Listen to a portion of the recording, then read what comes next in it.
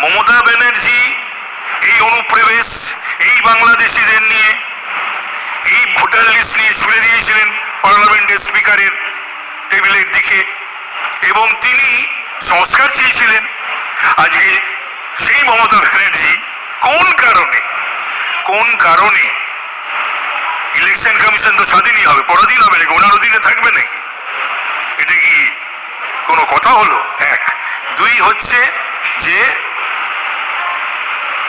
আমার দেশেরই নাগরিক নয়, ভারতীয় নয়, পশ্চিমবাংলায় নয়, জন্ম নয়, কর্ম নয়, থাকি না, কোনো কিছু না, জিহাদি, জঙ্গি, বাংলাদেশি, রোহিঙ্গা, মানে এক কথায় তারা বাঙালি বা ভারতীয় নয়।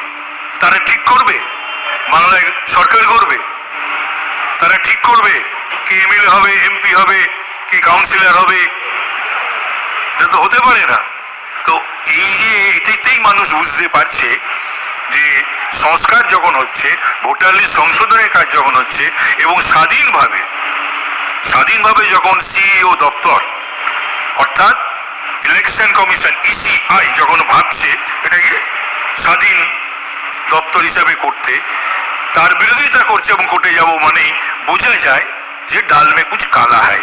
কোথায় ওদের আঘাতটা লাগছে, কোথায় আঁতে লাগছে, সেটা কিন্তু মানুষ বুঝতে পারছে।